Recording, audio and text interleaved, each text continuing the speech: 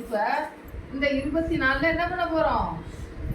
கழிக்க போறோம். 26 24 24 கழிச்சிட்டோம்னா 2 0 6 4 போயிடுச்சுன்னா 2 எத்தனை 2. அடுத்த நம்பர் என்ன இருக்குது 3. இந்த 3 இங்க இறக்கணும்னா இப்போ மொத்தம் எத்தனை இருக்குது 23.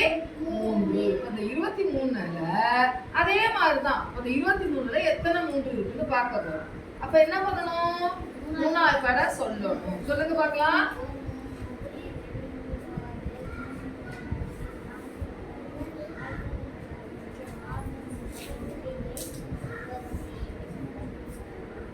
ஏழு மூணு எத்தனை 21. 8 3னா 24 வந்துருச்சு இல்லையா? நம்ம கிட்ட 23 தானே இருக்கு. 7 3 21. இப்ப இதை கழிக்கணும். 3ல 1 வயசுனா எத்தனை 2. அப்ப இதுதான் மீதி.